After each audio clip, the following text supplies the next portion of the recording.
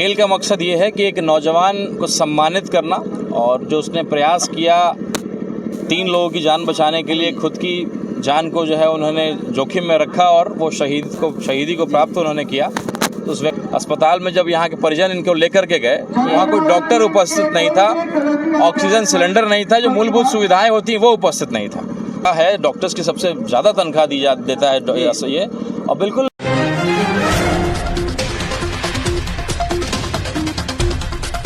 जी आप देख रहे हैं रफ्तार मीडिया न्यूज। अभी हमारी प्रेजेंट अभी हमें ढाका क्षेत्र अंतर्गत, और ढाका क्षेत्र अंतर्गत आज से लगभग 1 मंथ पहले एक न्यूज आपने देखी होंगे, और उस न्यूज के कारण क्या था, एक लड़के ने 3 मजदूरों को बचाने की कोशिश की। उसी के नाम पे आज ढाका में शहीद अबू बकर के नाम से आज एक क्रिकेट खिलाया जा रहा है, जो अंडरग्राउंड खिलाया जाएगा। और उसमें हमारे साथ हैं AIMIM के भाई पूरे प्रत्याशी संसद के लिए लड़े थे, पर इन्होंने कुछ मेहनत की और कुछ हार की कमी नहीं है। जनता चुनती है सबसे बड़ी उम्मीदवार, जनता चुनती है सबसे बड़ी उम्मीदवार, मगर जीतने के बाद नेता बन जाते हैं भ्रष्टाचार। मगर कहना मेरा कोई गलत नहीं है, जीत कर तो गए हैं तो अपने वादा पूरा करेंगे। पर हमारे साथ जो राणा रंजीत सर हैं, यही बताएंगे क्या इस खेल का मकसद क्या है और अपने राजनीतियों के बारे में। सबसे पहले मैं स्वागत करना चाहता हूँ। बहुत बहुत शुक्रिया।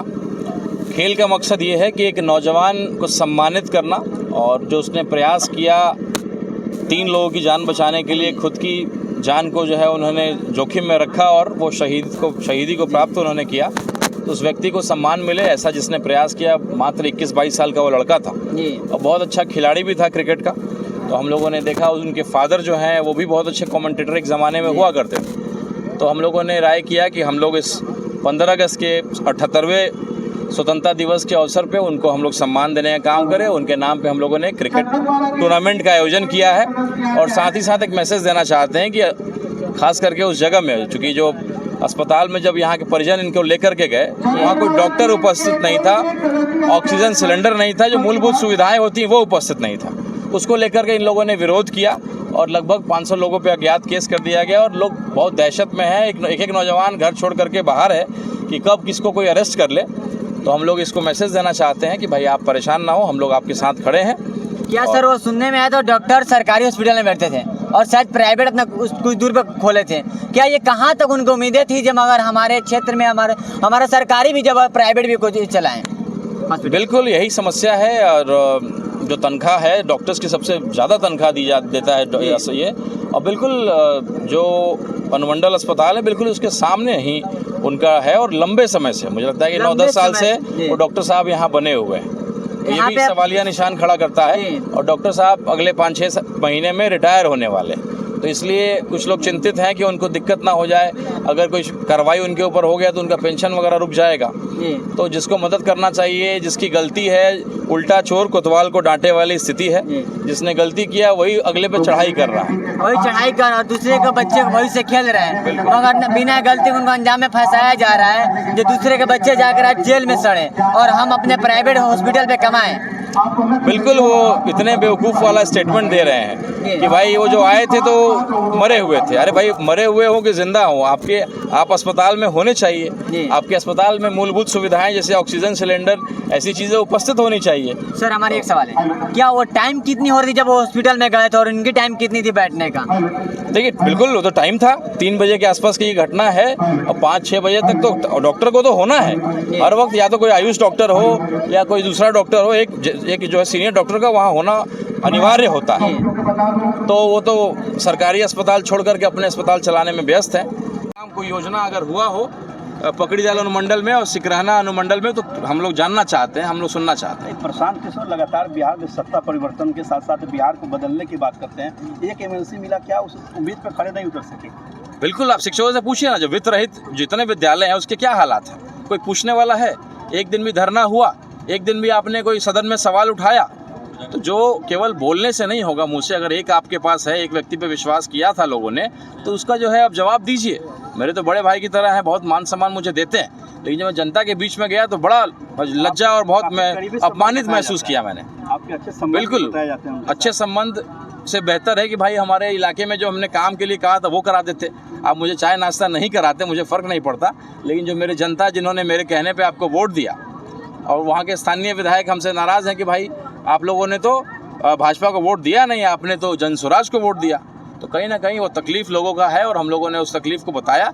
अभी भी वक्त है। वीडियो में कई जनसुराज से जुड़े हुए व्यक्ति के कमेंट्स भी आया, वो लिख रहे हैं कि जनसुराज से हटने के बाद आप जनसुराज को एक लिपापोती करने का काम कर रहे हैं, बदनाम करने की कोशिश कर रहे हैं। देखिए भाई, अगर मैं बोलने लगूँ तो बहुत कुछ है बोलने को, लेकिन जहाँ आप हैं, जहाँ आप रहे हैं, उसके बारे में मैं कुछ गलत नहीं बोलना चाहता हूँ। और आज ही मैंने आईना दिखाने का काम किया है कि जो काम का आपने वादा किया था जनता के बीच में, जो शिक्षक आपको उन्होंने वोट दिया था, उनको जो है पूरा करिए, ताकि जनसुराज अगर ईमानदार प्रयास कर रही है तो आने वाले चुनाव में फ़ायदा हो, वरना एमएलसी का फ़ायदा कम नुकसान ज़्यादा हो जाए। क्या इस ईमानदारी के पीछे कुछ और तो खेल नहीं है? कम से कम हमारे प्रखंड में कोई काम अगर हुआ हो तो बताइए ना।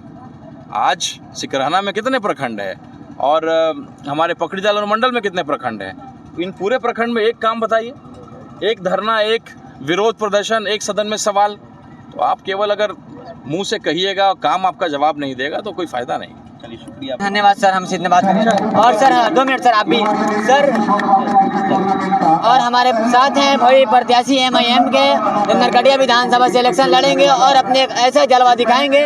और मैं उसी शहीद अबू बकर के बात करने वाला हूं, जो एक डॉक्टर की वजह से, एक माँ के लाडला इस दुनिया से चला गया। और देखने में तो नेता भी है और डॉक्टर भी है, पर इंजाम किन के ऊपर जाती है, तो डॉक्टर साहब से सवाल जवाब किया जाए। सबसे पहले मैं आपको स्वागत करना चाहता हूँ। बहुत शुक्रिया सर, एक शहीद अबू बकर के नाम से टूर्नामेंट कराया जा रहा है, इसका मेन मकसद क्या है सर? इसका मेन मकसद है कि पतंग फाउंडेशन शहीद के को एक सम्मान पेश करना चाहती है, एक श्रद्धांजलि पेश करना चाहती है। क्या सर, जब वो 3 मजदूरों को जान बचाने गए तो खुद जान गंवा लिए, पर जब जान गंवा लिए, मान लीजिए सेल्टरिंग में दब गए थे, सांसें रुकी हो चाहे बंद हो, पर हॉस्पिटल में डॉक्टर नहीं थे, उसके ऊपर आप क्या मकसद देना चाहते हैं? मिसाल देखिए, हॉस्पिटल में डॉक्टर थे या नहीं थे, इसकी जांच जो है जब तक CCTV का फुटेज नहीं आएगा तब तक पता नहीं चलेगा। प्रशासन को ये देखना चाहिए कि CCTV के फुटेज में दोषी कौन है, जनता दोषी है या डॉक्टर दोषी है, उसके बाद उसके ऊपर जो है एक्शन होना चाहिए था। लेकिन हुआ ये है कि कुछ बेकसूर लोगों का भी नाम उस अपना लिस्ट में है जो कहीं से न्याय संगत नहीं। तो प्रशासन के उच्च अधिकारियों को चाहिए कि इस घटना की अच्छी ढंग से जाँच की जाए। तो क्या सर, आप भी डॉक्टर हैं, आप भी कोशिश किया रहता है सरकारी हॉस्पिटल में, पर इनका कितना उम्मीदें था कि हमें सरकारी पैसे से उनका पेट नहीं भरता था, पर प्राइवेट भी अपने हॉस्पिटल खोले थे। देखिए, ये तो सरकार का मामला है कि वो डॉक्टर साहब की ड्यूटी कब तक होती है, कब तक अपना प्राइवेट में अपना देखते हैं। लेकिन ये सबसे बड़ा मामला है कि अस्पताल में किस चीज़ की उनको व्यवस्था थी, ऑक्सीजन था या नहीं था, इमरजेंसी में वहाँ डॉक्टर थे कि नहीं थे, मेडिसिन वहाँ था कि नहीं था, इसकी जांच होनी चाहिए थी। और इसके जांच के बाद ही ये जाकर के तय होगा कि कुछ उपद्रवी लोग वहाँ अपना दोषी हैं या फिर वहाँ जो डॉक्टर थे वो वहाँ दोषी है। ये जांच के बाद ही पता चलेगा। ये बेकसूरी की तो बात है सर, पर सीधा इंजाम लगाया जा रहा है। 54 बच्चों का FIR किया जा रहा है, उनको डेली अरेस्ट किया जा रहा है। 54 लोगों के साथ न्याय संगत काम नहीं हो रहा है। प्रशासन को इसमें जांच करनी चाहिए और यहाँ के जनप्रतिनिधियों का काम था कि डॉक्टर्स को और यहाँ के स्थानीय लोगों को, उन लोगों की एक जो है मैं एक मीटिंग होनी चाहिए और एक अच्छा माहौल जो है मैं कि बनाने की मैं तो सर, इस मुद्दे में जब जनप्रतिनिधि भी मिले हुए हैं तब तो शांत बैठे हुए हैं। बिल्कुल हैं, और ये जनप्रतिनिधियों का अच्छा रोल नहीं है जनता के प्रति खासकर। चलिए, हम लोगों ने शहीद अबू बकर के सम्मान में आज क्रिकेट जो है मैच रखा है, और जैसा कि हमारे राणा रंजीत भाई ने कहा कि उनके नाम पर हम लोग एक चौक का नाम रखना चाहते हैं, तो ये यहाँ के प्रशासन की अपना जवाबदेही है कि किसी जगह को हम लोगों को दे और हम लोग उस पर आगे की कार्रवाई करेंगे। नहीं, आपके जो भरपूर प्रत्याशी हैं शिवहर लोकसभा के, उन्होंने कई तरह की बात कही प्रशासनिक स्तर को लेकर के। आप पेशे से डॉक्टर भी हैं और राजनेता भी हैं, क्या जिस तरह से जो डॉक्टर के ऊपर जो आरोप लगाया गया था, इसमें कितना सच्चाई हो सकता है? देखिए, ये तो CCTV के जांच के बाद ही पता चलेगा।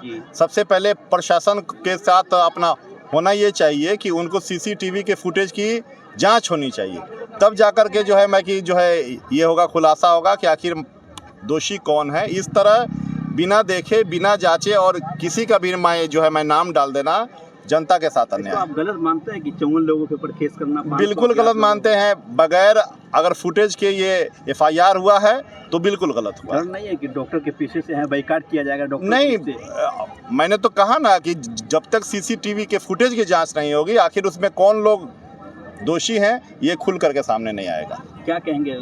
बताया आपके प्रत्याशी की लोगों में दहशत है, लोग गांव छोड़ करके फरार हो रहे हैं धीरे धीरे। बिल्कुल मन फरार हो रहे हैं। के लिए लोगों से क्या अपील करेंगे, एक अपील के तौर पे लोगों से? नहीं, बचने के लिए लोगों को एक साथ आना होगा और यहाँ स्थानीय जनप्रतिनिधि का, बल्कि मैं तो ये कहूँगा कि यहाँ डॉक्टरों के भी साथ बैठ करके एक जो है मीटिंग होनी चाहिए, समन्वय बनाने की। बिल्कुल। आखिर कौन लोग इसके अपना दोषी हैं? या तो कुछ ऐसे असामाजिक लोग हैं या फिर अगर जो भी डॉक्टर इसके अपना दोषी हो, पूरा डॉक्टर का समाज इसका दोषी नहीं हो सकता। जो भी लोग इसके अगर दोषी हैं उनके ऊपर उचित कार्रवाई होगी। डॉक्टर साहब, एक डॉक्टरी फील्ड से ही मेरा सवाल होगा, आखिर अक्सर ये डॉक्टर असुरक्षित महसूस क्यों कर रहे हैं? जब भी कुछ होता है, मरीज अगर डेट कर जाते हैं, जो भी लोग हैं जा करके वहाँ पर हल्ला हंगामा करते हैं। कानून बनना चाहिए और डॉक्टरों के लिए कई सारे कानून हैं जिसका अब तक कोई पालन नहीं हो सका। हाल ही के दिन में आपने देखा है कि पश्चिमी बंगाल में एक डॉक्टर के साथ बाकायदा रेप हुआ और उसकी हत्या हुई, लेकिन वहाँ भी जो है अपना सरकार अब तक शांत है। तो ये बहुत हैरतअंगेज मामला है। धन्यवाद सर। आप देख रहे थे रफ्तार मीडिया न्यूज़ और हम चाहते हैं आप कुछ लाइव को ज़्यादा शेयर कीजिएगा वीडियो को, और ये जानना पसंद कीजिएगा कि अगर बिना जाने बुझे कोई डॉक्टर मास्टर कुछ हो, मत मानो यार सरकारी प्रशासन हो, मत मानो। धन्यवाद हो।